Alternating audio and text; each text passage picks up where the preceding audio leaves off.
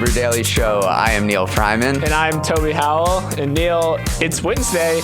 It's also a day of a lot of celebrations. Totally. I really appreciated the top blurb in the Morning Brew newsletter today. I'm actually just going to quickly read it for everyone who hasn't read the newsletter yet. You guys said, Happy Holy, Happy International Women's Day, and Happy Belated Purim. Whoever you run into today, just give them a thumbs up and a smile. Odds are they're celebrating something. I laughed at that a little bit. Yeah, I want to thank Maddie, our writer, for helping me craft that with the great joke at the end. Beautiful top blurb. But I also actually had not heard of Purim before this, and I was hoping you could just describe it to me real quick. Yeah, I'll give it a 20-second synopsis. It's compared often to Halloween because you dress up and you go in costumes. There are some tricks and there are some treats. And it's a Jewish holiday. Yes, it is a Jewish holiday. Sorry. Yeah, I'm Jewish. And basically, it's very similar to many other Jewish holidays where we celebrate being able to still be here after, a person tried to kill us and wipe us out, and we fought them off, and so we all get drunk because of it. Interesting. Well, you learn something new every day. Thank you. Yeah, I'm sorry, Mom, I didn't do anything for Purim this year. I will go to a party next year, I promise. We got a really interesting show for you covering a lot of different topics. I want to run through a few of them. The U.S. government is trying to block an airline mega merger. We'll get into that. We'll also talk about why Powell spooked markets yesterday, why everything was red, and then finally, Slack is getting ChatGPT. Everyone's getting AI these days. But first, to start off the show, I actually want to take us to Mexico. So last week, some news broke that 4 Americans were kidnapped in Mexico, and then yesterday it came out that 2 of them were found dead and 2 of them were found alive. So I'll quickly kind of run through the details of this tragedy and kind of why we're talking about it. So shortly after crossing into the border city of Matamoros, the minivan the Americans were traveling in crashed and was fired upon by a drug cartel that's kind of active in the region. Police think that the cartel actually mistook the American minivan for drug smugglers, which is what prompted the attack in their eyes. But we now know that at least one of the Americans had traveled to Mexico to receive a cosmetic surgery. And so, Neal, that's kind of what I want to touch on today, is the rise of medical tourism, especially in Mexico. Yeah, they estimate that nearly 1 million Americans travel to Mexico for healthcare each year, and that's because it's a lot cheaper. I think we have the stat that it's 40 to 60% cheaper for a wide variety of medical services down there.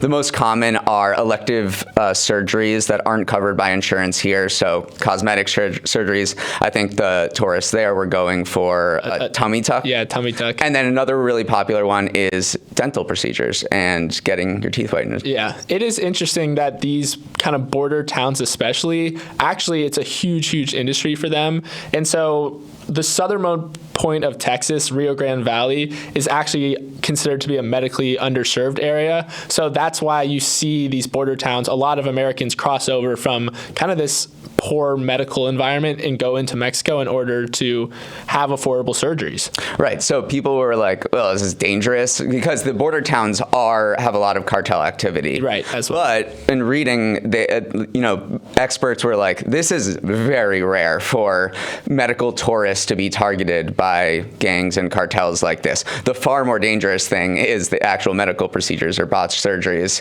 and people not doing their due diligence in finding, healthcare practitioners that can actually do the job. Right. Yeah. And Mexico, this is only a growing industry. Mexico is the second most popular destination for medical tourism globally right now. Almost an estimated 1.4 to 3 million people go down every year. That's a lot of people. What do you think is number one? I know. We were kind of doing some digging. It was rather hard to find data. So if any listeners are listening to this and can find number one, I guess my first guess was the United States because I know people come here, but then we were thinking, well, it's really expensive healthcare here. That's why people leave to get procedures elsewhere. So maybe it's more specialty things. So yeah, if you have any ideas about what the number one medical tourist destination is, let us know. We'll take any guesses. Will be interesting to find out. But what I found most interesting is medical tourism is a global thing, is a global phenomenon. One of the most famous examples of this is people traveling from Western Europe, UK to Eastern Europe, places like Hungary, Croatia, and Turkey for for kind of the same things, cosmetic surgery and dental work. Yeah, absolutely. It's a growing industry, which sounds odd to say, but yeah. They're actually just opened a 33-story medical facility in Tijuana. Yeah. You see that? Yeah, it's like state of the art. They're branding it the best medical tourism facility in the world, and I don't know if you've been to... They're leaning into it. Like they're totally saying, come to us. Yeah. Have you been to Tijuana? It's literally right over the border from San Diego. People shuttle in and out all the time. I have not. Maybe I'll give it a go. Okay, so that's all about medical tourism, something we maybe hadn't focused on before, but this tragedy definitely put it in the spotlight. I want to take us to the airline industry. The DOJ yesterday sued to block JetBlue's $3.8 billion takeover of Spirit, saying it would raise prices for travelers and leave them with fewer air options. It's really aggressive tack by the Biden administration. We've seen this as a pattern by antitrust officials, particularly in this administration. It is the first time in more than 20 years that the U.S. government has even tried to block an airline merger. Right. I was conflicted on this because it was odd to see, the DOJ kind of drop the hammer on this particular merger. When we dug into who controls the airline market, there's the big four, which is American, Southwest, Delta, and United. They all control right around 17% of the market. So I was like, wouldn't a merger between Spirit and JetBlue actually challenge the supremacy of the big four?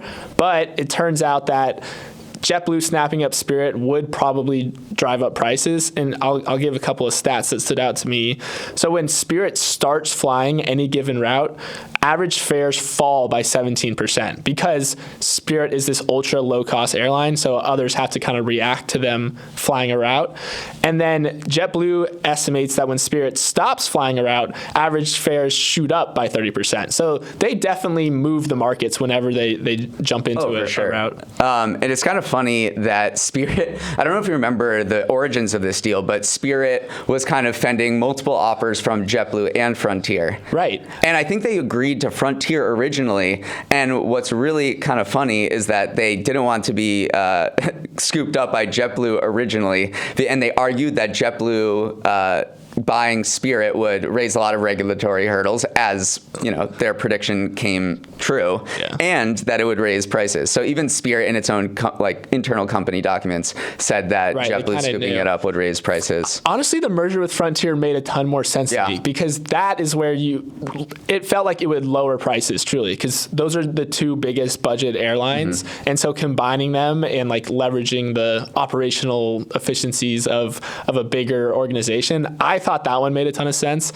So it is the airline market's very interesting to me because there's been very little disruption over the last 20 years. There hasn't been a new airline startup since Southwest, basically. Well, there have been a couple recently, like Breeze Airways, I think, during the pandemic. Do you remember that? And their goal was to serve, the secondary cities that may be overlooked by the Deltas and the Americans.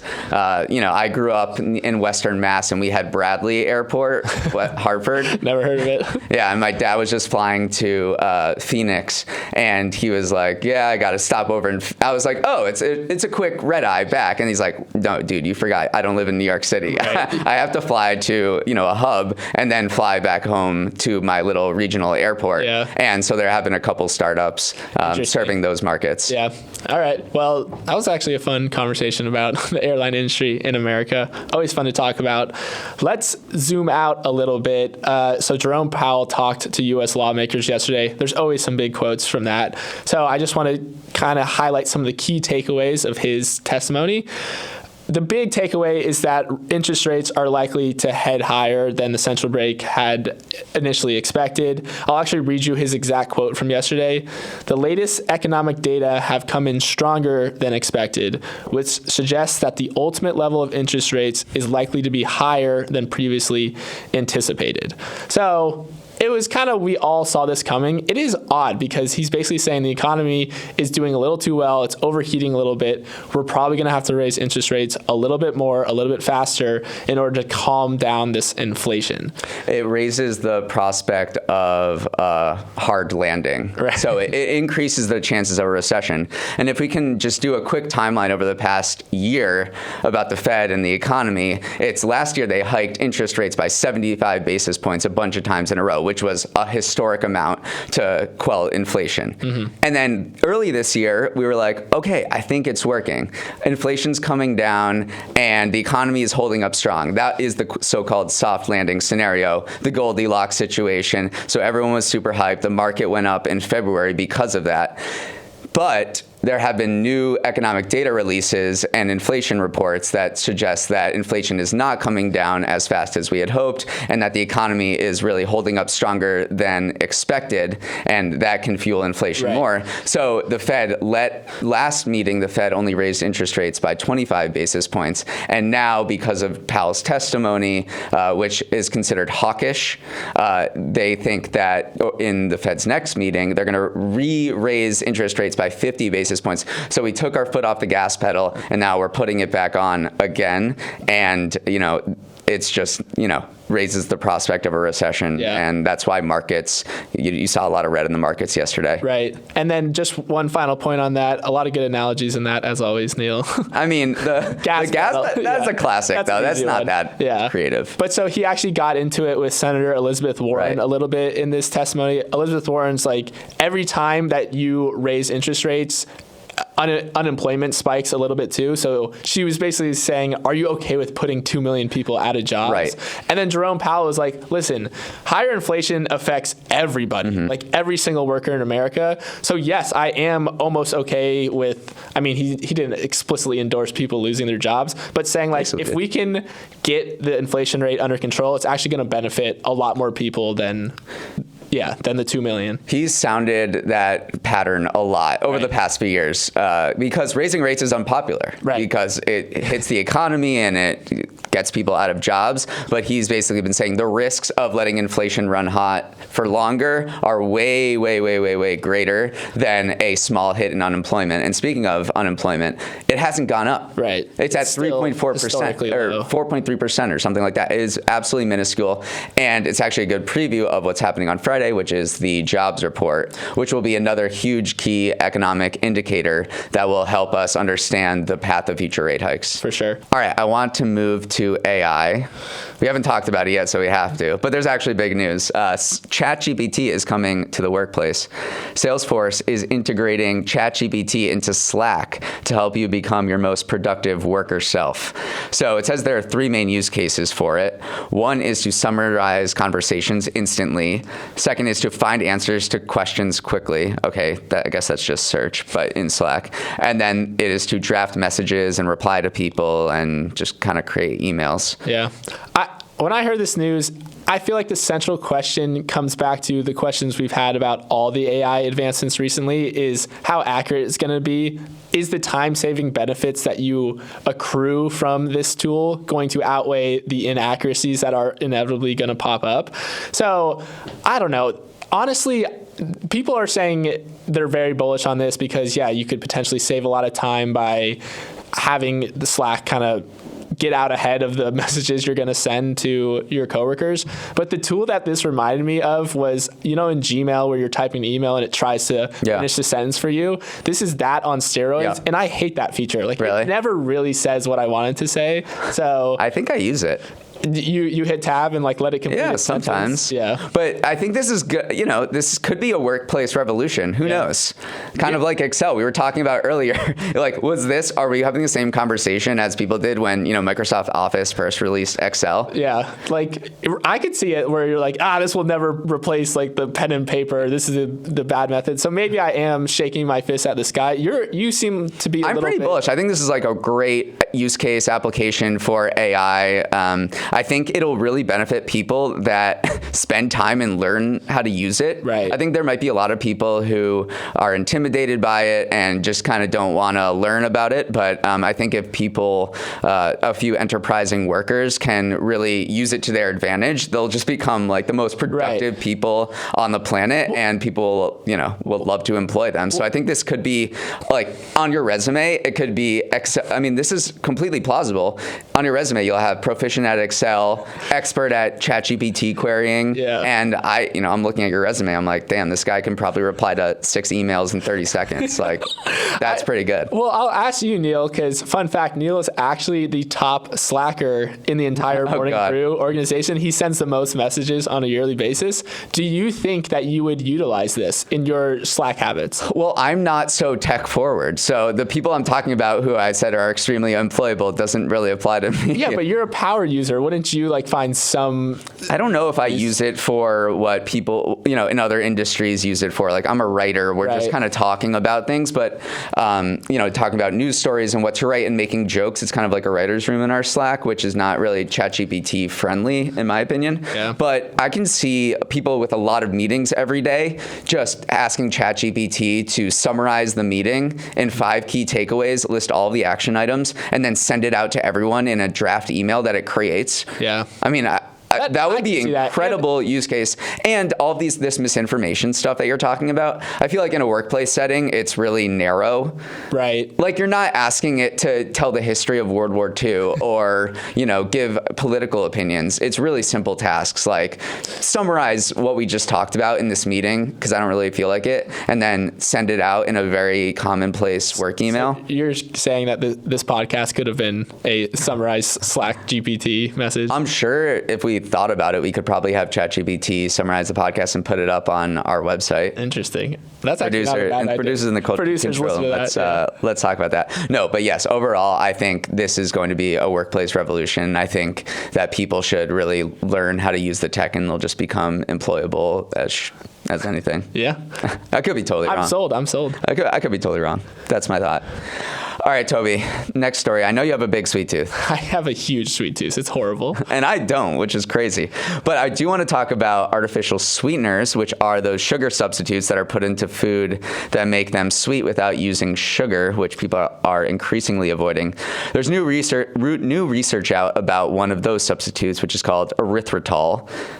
It's one of the most popular artificial sweeteners. The study shows that erythritol is closely associated with risk for major adverse cardiovascular events, making them more prone to heart attacks, strokes, and even death. So basically, if you have more erythritol in your blood, you're at elevated risk of major heart problems. Yeah. This story had a lot of interesting layers for me. First of all, I loved how the doctors conducted this study where they took 4,000 people across U.S. and Europe and just who were at elevated risk for cardiovascular events and looked for compounds in their blood that kept popping up. And erythritol was one that really, really stood out. So I loved they kind of reverse engineered it and found this substance.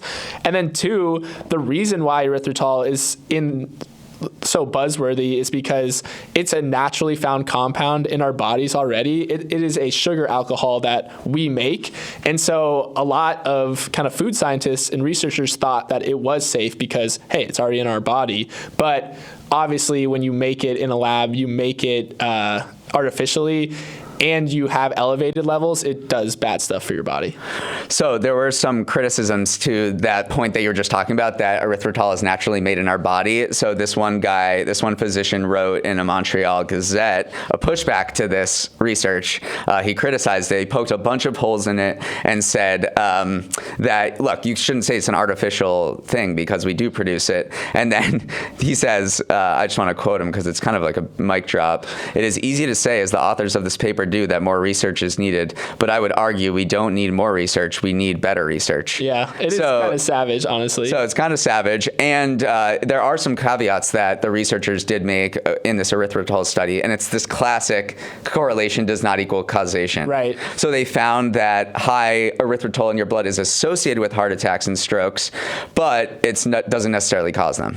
Yeah, I love a good old scientific discourse. I love when studies come out and people refute it. It is kind of the scientific method at work, I think. It's true. But it kind of belies the rise in artificial sweeteners, because I think they used to just be in Diet Coke.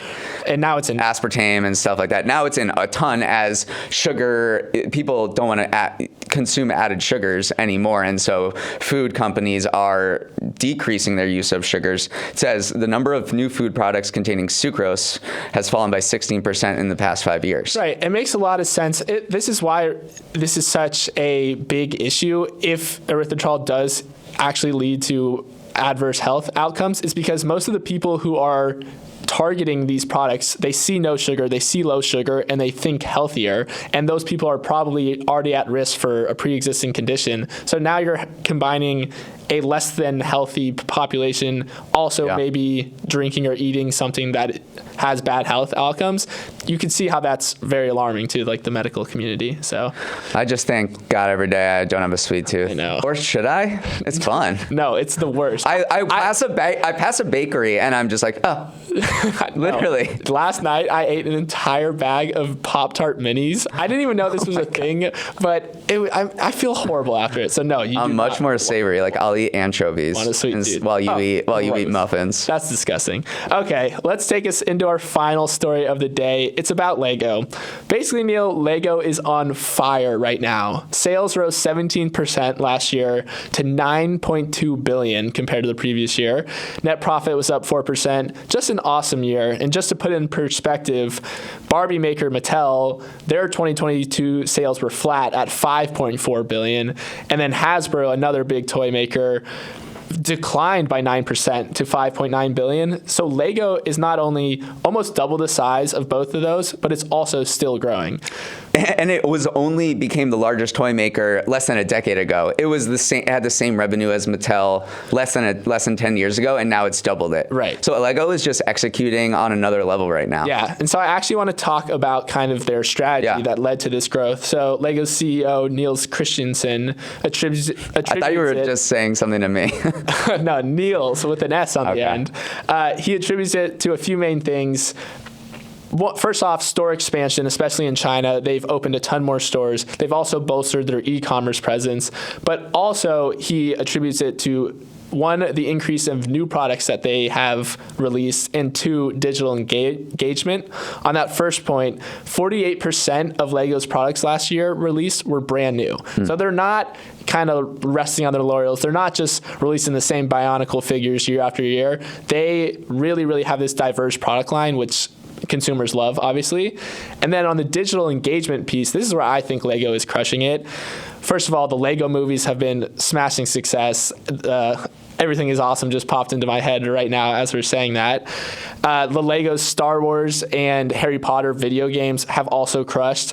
And then the kind of headline news is they are releasing this massive metaverse within Fortnite, which they've also invested $1 billion into Epic Games. So they're really, really betting and hanging their hat on this digital engagement piece. It's kind of funny because when another brand said they're getting into the metaverse, everyone kind of rolls their eyes. And then when Lego says it, you're like, oh, this is going to be incredible. Well, it's also, I think it just it speaks to their brand. Yeah, I mean, they're just such beasts. Yeah. And also it makes sense. They bet on Epic, like $1 billion investment. So they know that Epic is probably the leading. I don't even like calling Fortnite or Epic a metaverse. It is just, it's like an immersive game. I think it gets a bad rap when it's associated with metaverse, but it shows Lego is extremely savvy. They know what they're doing. They know where the kids are hanging out. And so I'm actually, me genuinely as a person is excited for this to come out because I'll check it out. And I know during the pandemic we consumed a lot of Lego content. Toby would come over and we'd watch Lego Masters, that show on Fox. Which it pits people building like these absurd Lego the best Lego builders in the world, and they have to build really crazy builds. And then I got tired after 5 episodes. Give your other Lego fact about the precision of it. Final Lego fact. If you just Google Lego facts, I highly encourage you to do it because there are some really it's just a really interesting company that's built about bricks.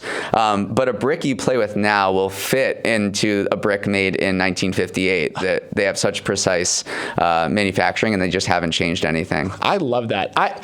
Whenever we talk about semiconductors, I actually think about Lego bricks because semiconductors need these highly, highly precise machines in order to make them. And I'm thinking someone leveraged Lego's machines because those things are just as precise. They are precise. Yeah. All right, that is all the show we got for you today. It is Wednesday. Hope you have some awesome celebrations, whatever you're celebrating, especially International Women's Day. Remember, you can always reach us at Morning Brew Daily at morningbrew.com. Hit us with what you think the #1 medical tourism destination is, because we are lost. And a few shout outs to our amazing crew behind the scenes. The show's producer and editor is Emily Milliron. The show's technical director is Yoon Cho. Our supervising producer is Bryce Beloff. Sorry, Bryce. The show's audio ninja is Dan Bauza. Hair and makeup got blocked by the DOJ. Devin Emery is our chief content officer, and our show is a production of Morning Brew. Great show today, Neal. Let's run it back tomorrow.